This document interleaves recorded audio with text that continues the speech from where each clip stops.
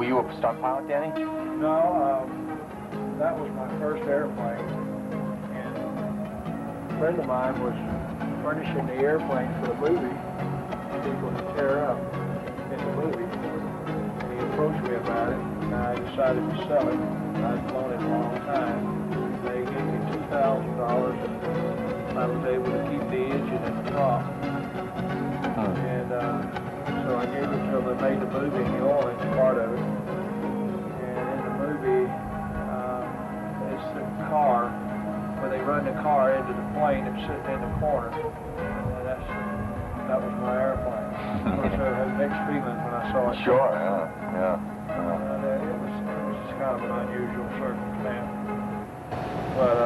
But that's a bird dog, isn't it? Or is that what they? Is one of those scout planes that they used in the war? That particular plane is a Rackauskas champ. The bird dogs is the ones I use now for towing the gliders. But that particular airplane is a Rackauskas champ, 7DC, at about 85 horsepower. Very light. Very light airplane. A lot of fun to fly. And I had a lot of fun in it. I used to go to the Chandelier Island, land on the beach. Oh, really? Go fishing. And it's a good plane. Good plane. I kind of miss it. I bought another one and since sold it. So, but I think most of the fun I've ever had has been in that little airplane. So that's my one situation that the other airplane there was a Stearman that I started flying when I decided to go into aviation for a career. And that picture was taken in the back of my house. I had a strip at my home in Mississippi. And I bought that airplane, and right here in the corner, you can see where I hit a power line when I was spraying when I first started off. And I was lucky I got through it. I didn't have any cutters on the landing gear, and it still has a mark. I had a friend recently make a model for me. It's on the hanging up over here, and I didn't notice it later, but I remember telling him the story, and he put the mark on the landing gear. He actually put the mark on the landing gear. I never did notice it the other day. I thought he'd done a great job. But I started with the Stearman, and I had been working with the highway department, had a good job and everything, so I gave it all up to get into this business.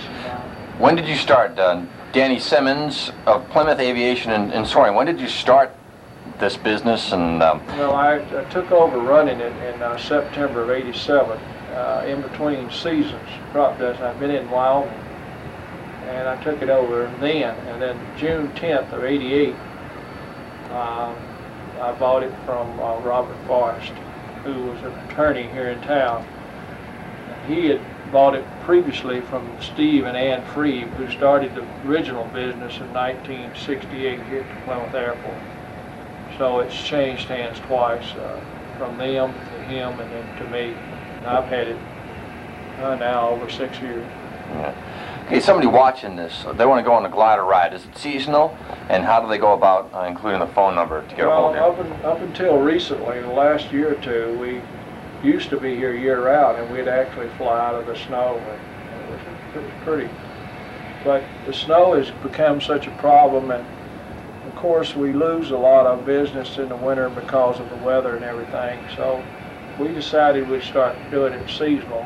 So we're here from about May till November, and are all the way up to Christmas. And then we usually go south, fly south, and with the geese, and we stay in Atlanta, Georgia, and Mississippi, and we have a business there. And we do it there until about May, and April, May, and we come back up here. So it's about a 6 months here and 6 months there type of arrangement. Yeah. But it's nice here in the summertime. Okay, so today I'm going to be going up in a ride. There are different heights you can go at. Could you explain that? Well, I'll tell you what, I'll show you a picture. Kind of explains it to you. We have 4 rides.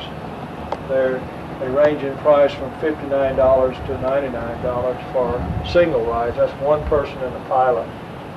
And what we do is you go higher, the price goes up simply because your cost goes up to me. So this is about 30 minutes, 5,000 foot ride. And a lot of people like that because they have a little bit more time to look around. And we even allow them to handle the controls and see what it's like to fly out live. The double rides are the same thing, except it's 2 people in the pilot, and they sit side by side, the pilot up front. And this is popular because a lot of people like somebody to go with them. Yeah. On these single rides and double rides, a lot of times we allow them to have a tow plane ride, which they get the camcorder and they video the other party in the glider from the airplane that's towing them. So we got something for everybody. A lot of gift certificates or so, especially around Christmas. They're very popular at Christmas time. And then the people usually hold on to those certificates till spring, and then they schedule them come when they want to come during the summer. So it's very popular for gift certificates and birthdays, anniversaries, stuff like that. What's the phone number, Danny? Phone number here, I have 2 lines, area code 508. 747-2793 and 508-747-2723. So either one of those lines will reach us here. Okay, great. Now, what about yourself personally? How many hours do you have flying in the glider? How many hours do you have towing and piloting gliders? Well, strangely enough, I started flying back in the 50s, and I lived on a farm, and I bought an airplane before I even had a license. And so, for a lot of reasons, I never logged my time. I logged enough time to qualify for certain ratings. And I logged, the Federal Aviation Administration does not require you to log the time other than the time you need to stay current or to qualify you to go up to your next rating. So basically, that's what I've done. I have no idea how many hours. I've been flying now 40 years. Wow. And pretty regular for that many years. So I don't know. It really doesn't matter. I think I didn't do it to impress anybody. I did it because I love to fly. Sure. What about conditions? You spoke that the conditions have to be optimum as far as they have to be perfect in most cases for gliders. Like today you said this is a nice day for flying. Well, that's not quite true. As long as we have the ceiling, as long as the altitude, the clouds are not such that we can't fly, or as long as it's not raining, or as long as the wind is not in excess of 30 miles an hour, we'll go. And surprisingly, sometimes when it looks like it would be bad, say you have an overcast, what you see from the air is a lot more distinctive than it would be, say, on a hot, hazy day when you have a lot of haze. So a lot of times it'll fool you. You'll think it wouldn't be a nice day, it would be overcast, but then again you get a lot more perspective. Everything shows up a lot clearer. So there's very few days we can't go. The only thing that stops us, like I say, is rain, excessive wind, and maybe a chance of thunderstorms. Of course, we want to go and something like that. Beyond that, we go every day.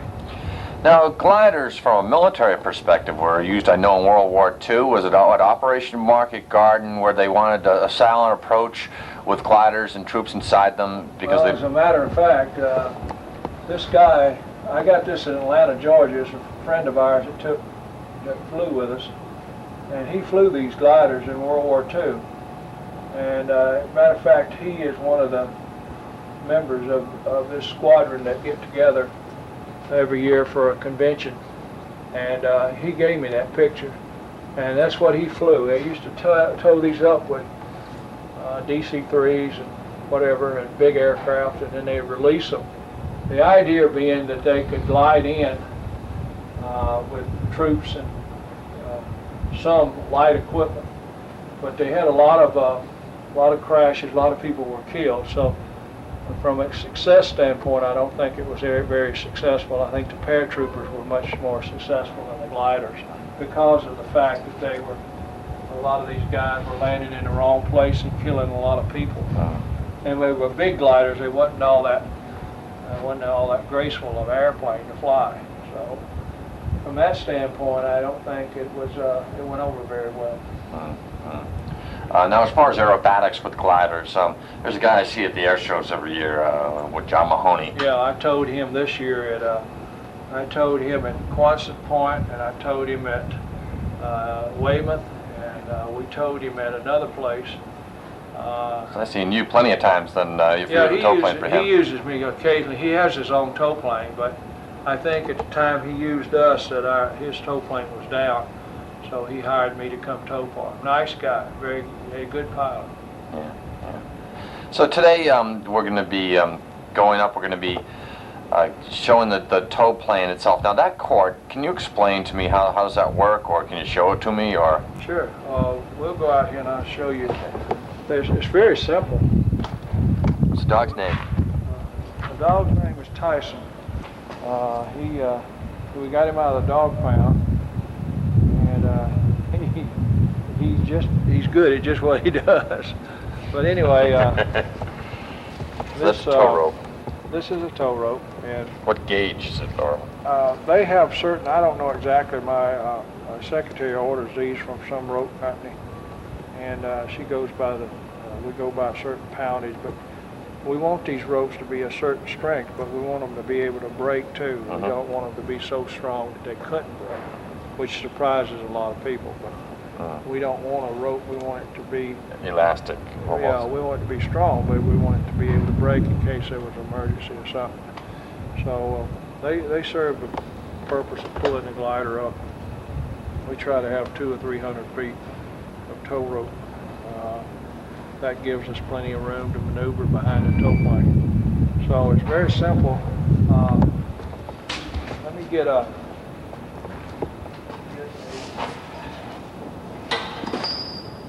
something to show you. I've got this wrapped up. Of course, this will be taken out. Basically, what happens is this is a spring release, and it's operated from inside the cockpit. And this ring goes on here like so. Of course, you open that in there, and that there's no way that can come out because it's pulling this way. When he releases from inside, it pulls it off like that, and I bring the tow rope back with me. So you drag it. Now, does that interfere at all with your flying? No, you can't even tell it's back there. Occasionally, when you get too low to some bushes or something, you can feel it snag on it or something, but it doesn't. It just gives you a little jerk. But we have a lot of room out here, so it's no problem. If we're at a busy airport or in Stone Mountain where we have an operation or had an operation, there was it was very congested, and so we had to drop the rope when we came over the fence because we couldn't tow it down the runway. So we just dropped the rope, and then we'd go back and get it and hook it up again. So a lot of people are fascinated by the fact that this rope, they ask me a lot of questions about what do you do with the rope or who releases it. And a lot of people are fascinated by an airplane pulling up another aircraft like this. So I get a lot of questions about the rope. What do you do with the rope? Do you land with it? So it poses no problem. It poses no problem to me, short of if it comes off while I'm in flight. If I have to release, then the rope back releases off of the glider and we lose the rope, which has happened on 1 or 2 occasions. So I hate to lose the rope. These rings are kind of special rings, and they're about $20 or $30 a piece, so I hate to lose them, but we've only lost 1 or 2 ropes. It would probably be strange to see a rope come down your backyard. Sure, We've yeah. never had a situation where that occurred. Have you ever flown a plane with signs? Do you fly that as well? Yeah, Okay. we have banners there on the wall over there. We do banner tow. We don't do it as much as we used to, simply because gliders have taken up a lot of our time. Oh, those are big banners. Yeah, They're they're huge. 7-foot banners. Wow. But they got them. I have a friend named Ron Mahan, and he tows banners exclusively, and they tow billboards that are made with a computer. But we do some banners. We have people call us and they want to say, "Will you marry me?" And how. Oh, is that right? Yeah. Okay. Yeah. Stuff like that, and so we put the banners together to say what they want to say, and then we tow them behind the airplane. Sure. That's great. Back to the glider now, Danny. What's the differential as far as the weight that you're pulling here, and does it really factor into the equation of the plane taking off, the torque and the lift that it needs, or? Well, you can tell it's behind you, of course, because you can feel it. But Yeah. these gliders here weigh about 600 pounds empty, and with a couple of pilots, you got another 170, 200 pounds. And you can tell that you're pulling something, but the aircraft, once it becomes airborne, is supporting itself with the wings, and it's not as much pull as you'd think it was. But you can tell that the glider's behind you, but it's not a problem to the extent if you get a bigger glider, which the 232, which carries 3 people, it takes a little bit more effort to get it off the ground and a little bit more speed. And you have to generate a little bit more power. But all in all, those aircrafts are flying, and as somebody said one time, you're transferring the power from the tow plane to this to get this plane airborne. So really, when those wings take effect, they're actually doing the flying. You're just using the power to get them higher. So you were talking about when these things are airborne at 5,000 feet, they can stay up for 30 minutes or longer, right? Well, Like a hawk. the minimum is 30 minutes. If there's thermals, Which is heat coming off the ground. which is heat generated by the ground, or if occasionally they have what they call waves. But On generally- hazy days, is that when yeah, you get? well, the waves are a lot of times it's high altitude. It comes over the mountains. You find a lot of it in mountains.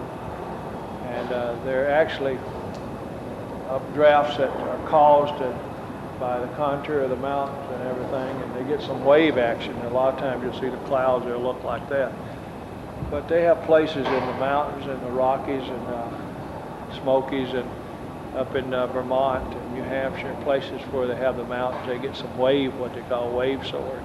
Then you have ridge soaring, which you go up and down the mountain, the wind that comes off the ocean or comes up the mountain, and they go up and down the ridge of the mountain where it creates lift. And other than that, we have the thermals that are generated by heat, and then we try to find those thermals. And if a guy's out here who's just renting a glider and he's wanting to play around, he can stay up for hours. We've had them stay up 2 or 3, 4 hours here. Wow. Although this is not the best location in the world, I would say at least a couple of days a week we get pretty good soaring here in Plymouth. Yeah, that's great. Landing now, okay. I think of the U-2 when it lands. How the U-2 on its wings, those landing gear fall away on the U-2 jet. Now, landing these things, you come down obviously on the main balance wheel. Yeah.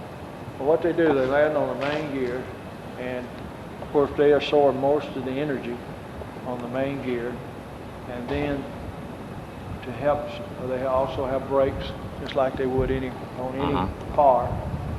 And then also they can push the nose forward and absorb a lot of friction through that skid that's on the front. That helps brake it. As it loses its energy and as it comes to a stop, of course there's nothing to balance it, and the wing falls over to the side or falls down, and these wheels here catch it. And then of course at takeoff they do the same thing. So basically they land, the glider lands balanced on that wheel, which is not that big of a problem. Right. Now these can land almost anywhere because they literally have a short landing capacity. Is that correct? As far as you could drop these down the field if you had to, right? Right. They're designed.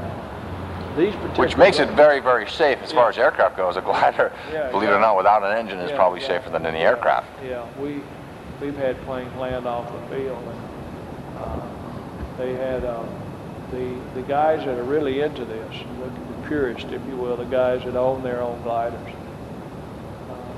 These gliders were mostly made for utility or training, and we very seldom take them apart.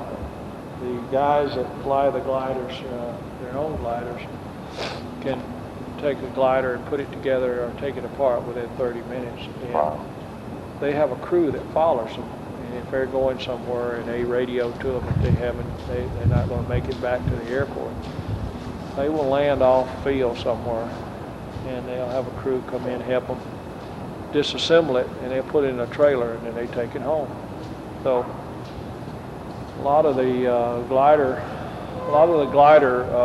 clubs do have these cross-country races and everything, and it's not unusual for maybe half of them not to get back. So, So it's a common occurrence that happens, and yet it's very safe.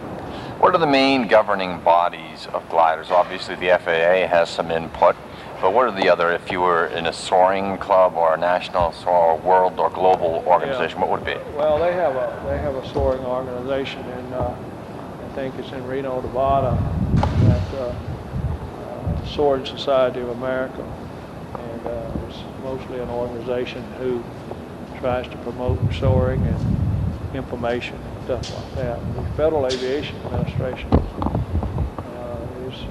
gliders fall under their dictate as far as regulations and as far as qualification for pilots and safety of the equipment, etc. So, but the organization is Soaring Society of America. I think they're located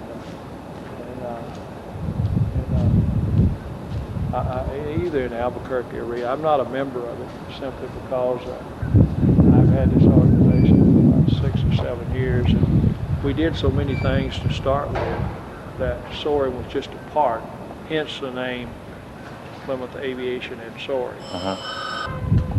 Ron Rackauskas. Ron, you're going to be piloting the glider today. First of all, give me some background. How long have you been flying gliders, and what's the difference between that, say, and an airplane piloting? Not much. It's just airplane has a motor, and glider doesn't have any motors. That's the only difference. And you don't need a motor, really. Now, as far as we were just talking, Danny and I, gliders are safer than aircraft, aren't they? If you think about it, because you can bring them down anywhere. Basically, that's what it's all about. You know, it's a safe flying machine, and lots of fun on top of it. What's the difference between, say, flying over the ocean and over the land? I know that there's a lot as far as the breezes and whatnot. Obviously more unstable over the ocean, right? No, it's actually no thermals to sustain you, really. So you can go a little bit, a couple of miles over the water, and that's about it. Because there's nothing to keep you up there in the air. On the ground, you have a thermos and some unstable air, so that's the difference. Yeah. Danny was talking about around mountains there's a lot of soaring going on, a lot of gliders. What's your favorite, have you soared around the mountains, and if so, what's your favorite place, would you say? Oh, my favorite place would be Pennsylvania, over a ridge mountain. It's not a Smoky Mountain, but it's they call it Poconos. over Altoona Gap and all those Okay, places. sure, sure. You know, over there it's a really fantastic soaring because you can fly like just above the treetops.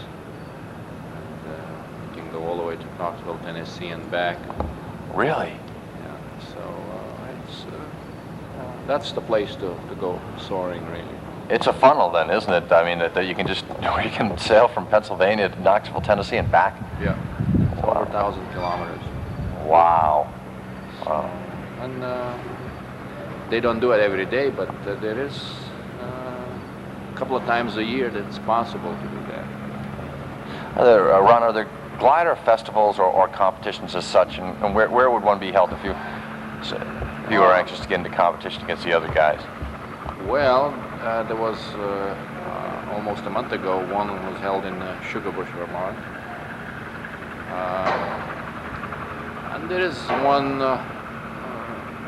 nationals going each year somewhere in the United States. I can't, and then you have a sort of get-together racing going on. Sometimes people, say five, 6 people get together and they fly like 500-600 mile triangles and things like that. So it's lots of fun. It's become more popular, do you think, or do you think it's more and more glider owners appear in the scene, or are there more and more gliders available from previous owners? Well, because it seems like it's a low-maintenance aircraft. It is. It's strictly sort of owner, operator, maintenance kind of. And most of them experimental category, single-seaters. So pilots and owners do their own maintenance. But of course you have to do annuals anyway, and like all other aeroplanes, they have to be taken care of the same way. So there's no difference between motorized and glider. On a scale of 1 to 10, 10 being the best, 1 being the worst, what would you rate